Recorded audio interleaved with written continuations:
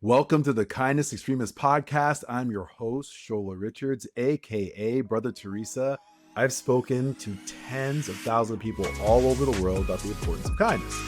And I am obsessed with how we can bring more kindness into our daily lives and restore balance to a deeply unbalanced world. Every episode, I'll give you 3 practical strategies to create a kinder world, and I'll do it in 30 minutes or less. No fluff, just valuable, actionable content that you can implement in your life immediately after listening to help you actively create a kinder world. There's no time to waste. Let's dive in.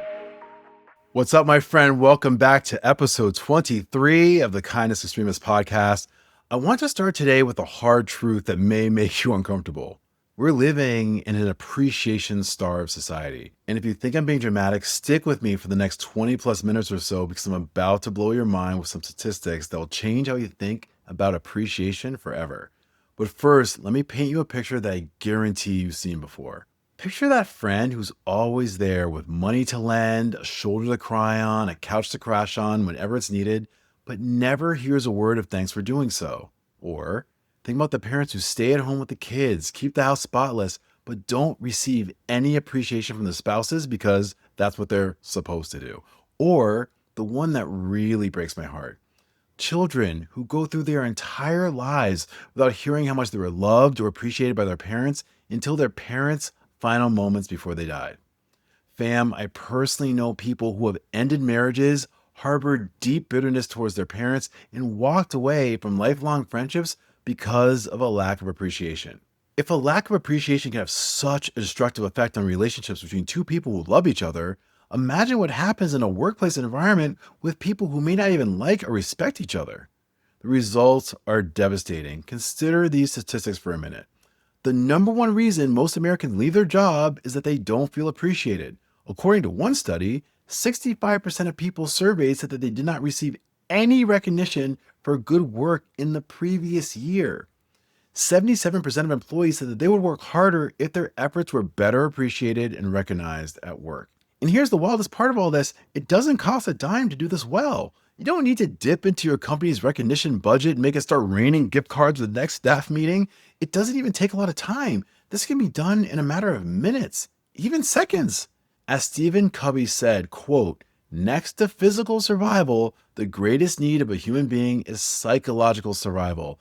To be understood, to be affirmed, to be validated, to be appreciated." End quote. Being appreciated and validated isn't a want, my friends. It's a need. We don't want oxygen, food, and water. We need them. The same goes for appreciation. Whether it's inside or outside of the workplace, it's time to start thinking of appreciation as a life-sustaining necessity rather than a life-enhancing luxury. If taking the time to appreciate others has the power to increase effort, make people feel better about themselves, and provide the energy needed to keep pushing forward when things get tough, why in the world would we do it more often? Today, I'm going to give you 3 specific strategies to offer meaningful and life-changing appreciation in your daily life, and why it's so important for us to do so now. So if you're ready to become an appreciation extremist, my friend, roll up your sleeves because people are out there on these streets starving for what you have to offer. Let's dive in. Before we get to the first strategy of the episode, let me tell you why we're failing so badly at this appreciation stuff. There are 2 common reasons why meaningful appreciation is so rare, and understanding these will hopefully help you avoid these traps. The first reason is that we don't know we're not doing it. Most people wildly overestimate how much their thoughts, intentions, and mental states are known by others. In psychology, this is called the illusion of transparency. There was a fascinating study where people were asked to tap out well-known songs like Happy Birthday on a table using their fingers, while others tried to guess the tune. The tappers thought that 50% of people would correctly guess the song. The reality? Less than 3% of people could do it.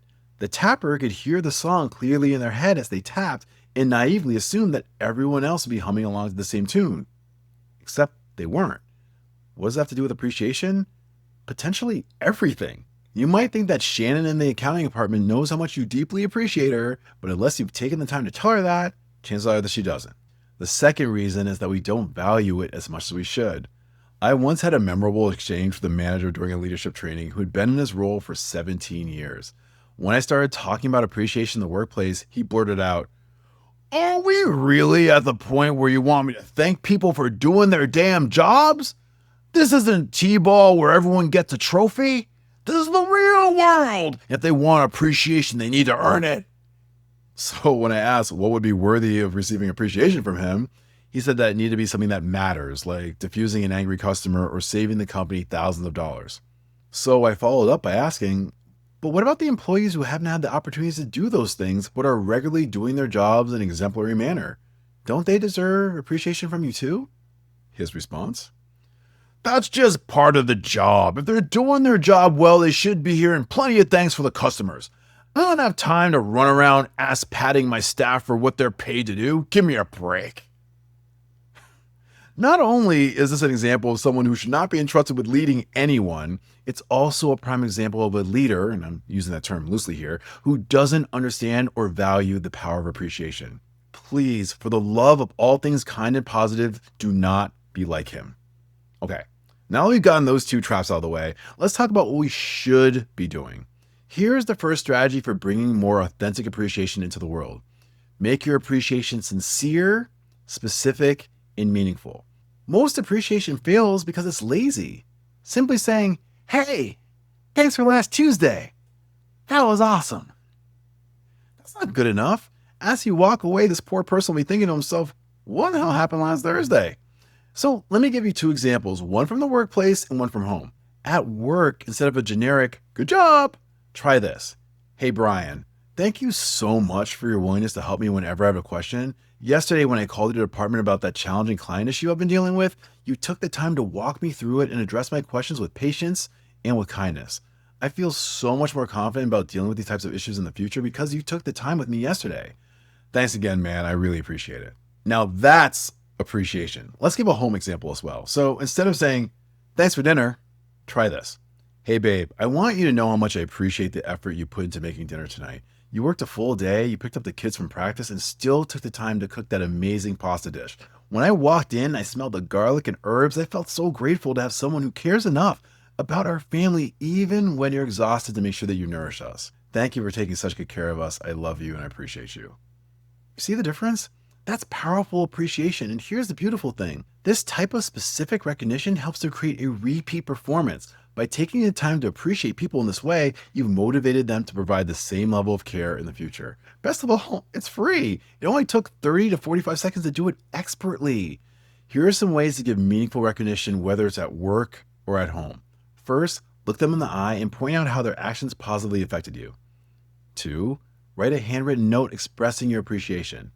3, make sure they feel genuinely heard when they share ideas. Or 4, acknowledge their efforts publicly if they're comfortable with that. More on that point in a moment. Or take them out to coffee or to lunch as a thank you. For appreciation to be meaningful, it should be thoughtful, creative, and personalized. There's no one-size-fits-all method, so please avoid that.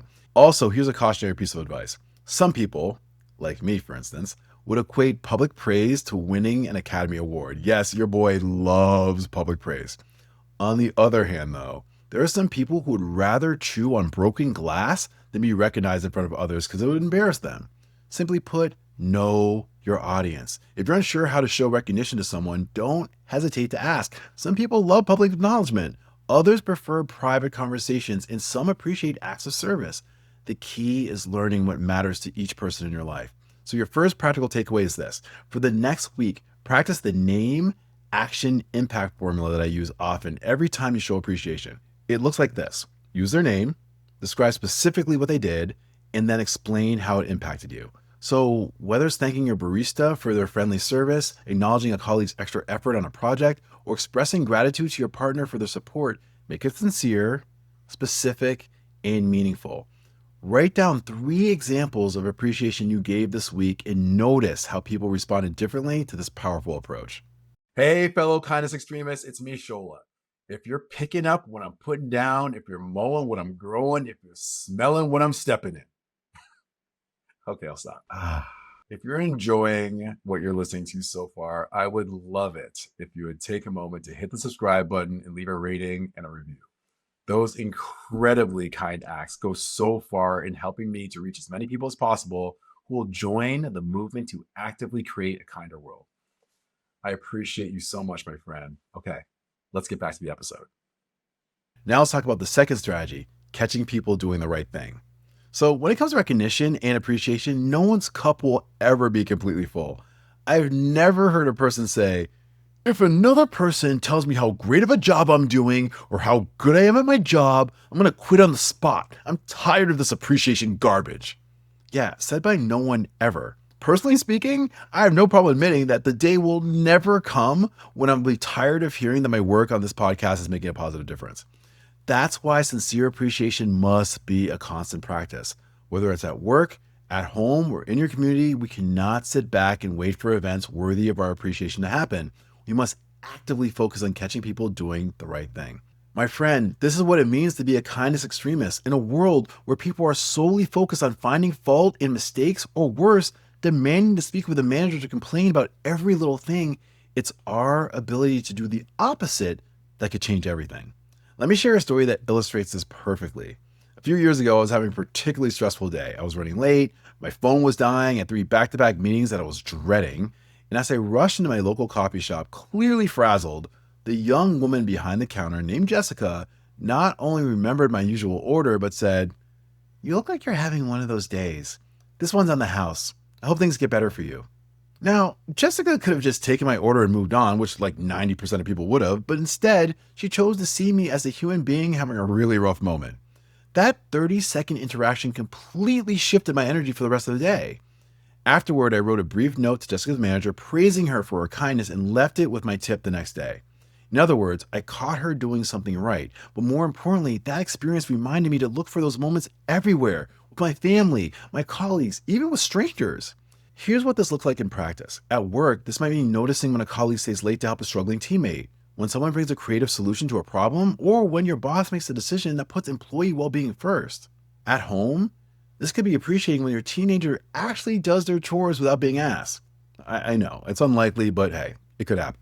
Or it could be when your partner handles a difficult situation with grace, or when the entire family sits through an entire meal without reaching for their phones. In your community, this might be thanking the crossing guard who brightens kids' mornings. It could be acknowledging the grocery store clerk who bags their items carefully, or expressing gratitude to the neighbor who always waves hello. The negativity bias is real, fam. This is the thing. Our brains are literally wired to notice what's wrong, what's missing, and what's broken. Unfortunately, due to our evolutionary wiring, positive stimuli does not stick in our minds the same way, which is why we need to keep introducing the stimulus of appreciation whenever it makes sense to do so. So how often is enough? In my opinion, every day. Yes, I challenge you not to end any day, whether it's a work day or a weekend, without taking the time to sincerely, specifically, and meaningfully appreciate someone. This could be as simple as texting your mom to thank her for always being there for you, or as formal as writing an email to someone's supervisor praising their amazing customer service. The power of gratitude is infectious. If you are the first to appreciate others, it will only be a matter of time before the attitude of gratitude spreads. Emotional contagion is real, and so is the power of appreciation. But even if it didn't spread, would you let that stop you from doing the right thing? As mentioned earlier, people are under more stress than ever, whether it's work pressure, family responsibilities, financial concerns, or just the general weight of trying to navigate a world that feels like it's on fire right now. Everyone is carrying something. Your appreciation might be the bright spot in someone's otherwise difficult day. So your second practical takeaway of the episode is this. Set a daily reminder on your phone for the next 30 days titled Catch Someone Doing Something Right. When it goes off each day, catch someone doing something right by stopping what you're doing and looking for an opportunity to offer sincere, specific, and meaningful appreciation to this person that you encountered during your day. It doesn't matter who. It could be the parking lot attendant at your workplace, your coworker, the customer service rep on the phone, the grocery store cashier, the barista at your favorite coffee spot, your neighbor, your significant other, your parents, or someone else who's making your life a little better through their actions and their words. Keep a running list in your notes app of the people you've appreciated and what you've noticed. If you think you cannot do this sincerely for 30 straight days, you've just proven why we have an appreciation problem in the first place. If you're serious about creating a kinder world, and if you listen this far into this episode, I'm going to assume that's the case, this exercise is one of the simplest ways to make that goal a reality. I'm going to go out on a limb and say by actively paying attention to what's going on around you, you will easily be able to find something and someone to appreciate each day. And you'll be shocked. Yes, I'm going to say shocked at how good you'll feel by doing this. Not only will you positively change the people whose kindness you're appreciating, but I'm going on record on this podcast saying that you will be positively changed as well. Next, for the final strategy of the episode, let's discuss the critical and sadly often overlooked importance of appreciating the most meaningful relationships in our lives. Our third strategy is about focusing your appreciation efforts strategically, and this might seem obvious, but believe me, it's not. The people who need your appreciation most are often the ones who are already giving you their best effort. In the workplace, here's a really hard truth. The employee who's going to quit isn't the guy who's taking 2-hour naps in the bathroom stall every afternoon after lunch. Trust me, that dude's chilling. He's not going anywhere. The people who are going to leave most quickly are your most talented, well-trained, and hardest working employees who desperately want to feel that their considerable skills and talents are appreciated. But this principle extends far beyond the workplace and into every area of our lives. At home, the family members who need your appreciation the most aren't the ones who occasionally help out. It's the people who consistently show up for you, your partner who handles countless small tasks without being asked, your child who always tries their best even when they struggle, your parents who continue to support you even as adults. In your friendships, it's not the fair weather friends who need your gratitude. It's that friend who always picks up the phone when you call, who remembers important dates in your life, who shows up during your difficult times without being asked. Here's why this matters so much. When people's consistent efforts go unnoticed, they start to wonder why they're trying so hard in the first place. This leads to what I call appreciation fatigue, when good people slowly dial back their efforts because they feel taken for granted. I learned this lesson the hard way in my own marriage. My wife, Amber, has always been incredibly supportive of my career, even when it meant she had to pick up extra responsibilities at home. For years, I assumed that she knew how grateful I was. I thought that my appreciation was obvious because I felt it so deeply. But I was falling into that trap that we talked about earlier with the illusion of transparency. I was tapping out thank you in my head while assuming she could hear the song. It wasn't until we had a very difficult conversation about feeling underappreciated that I realized that I'd been taking her extraordinary support for granted. Since then, I made it a point to regularly and specifically acknowledge not just the big gestures, but the daily acts of love and partnership that make our life together possible. This principle applies to every valuable relationship in your life. Your best employees, your most loyal friends, your most supportive family members, these people have options. They could take their talents, their loyalty, and their love elsewhere if they wanted to. They could bounce on you in a minute. So the question is, are you giving them reasons to stay? Here's how to strategically focus your appreciation efforts. In episode 20 of this podcast, I mentioned the importance of identifying the people who I affectionately call our real ones. These are the individuals who consistently add value to your life, whether through their work, their friendship, their love, their support, whatever it may be. If you haven't done it already, kindly make a list of these people across all areas of your life. Second, assess your appreciation ratio with each of them. When was the last time you specifically acknowledged their contributions? If you can't remember, or it's been more than a month, you have some work to do. Third, prioritize consistency over intensity, a concept that I mentioned in more detail in episode 18 of this podcast. A small, specific acknowledgement every week is way more powerful than one grand gesture every 6 months. The people who matter the most to you should hear from you regularly about why they matter. And fourth, don't wait for perfect moments. You don't need a special occasion to tell someone how much you value them. In fact, unexpected appreciation often has the greatest impact. Let me give you a specific example. I have a friend who has been incredibly supportive of my work for years. She's promoted my speaking engagements, shared my content, and connected me with all sorts of opportunities, all without ever asking for anything in return. Instead of waiting for her birthday or for a holiday, I recently sent her a handwritten note explaining specifically how much her support has impacted my career and expressing my genuine gratitude for her friendship. The response? She told me later that she kept that note in her desk drawer and read it whenever she was having a difficult day at work. That's the power of strategic appreciation. It creates a reservoir of goodwill that sustains relationships through challenging times. So your third practical takeaway is this. Create what I call your real ones list. Write down the 5 most important people in your life, whether it's friends, family, colleagues, or mentors. As mentioned earlier, if you already did this in episode 20, that's awesome, because I'm now going to ask you to do something different with this list. Next to each name, write the last time you specifically expressed appreciation to them. For anyone where you can't remember or it's been more than a month, Reach out to them this week with sincere, specific gratitude. Then schedule monthly reminders to ensure these crucial relationships receive the appreciation that they deserve. Remember, the people who give you their best deserve your best appreciation in return. We've covered 3 powerful strategies for becoming an appreciation extremist. First, make it sincere, specific, and meaningful. Use names, describe what they did, and explain why it mattered. Second, catch people doing things right every single day. Don't wait for worthy events. Actively look for opportunities to appreciate others. And third, focus on your most talented people. Your best performers, whether it's at work or the people who are doing the best at home, are at the most risk of leaving due to a lack of appreciation. So let me close this episode with a personal story that changed my life. Many years ago, during a particularly hard stretch for me at work, I came back to my desk and saw a sticky note from one of my colleagues. I'd just finished enduring one of my boss's famous tirades, and the note simply said, "Even though your boss may not see it, I think you're sweet, smart, and a ray of sunshine during my cloudy days. I appreciate who you are, so please don't let her or anyone change who you are."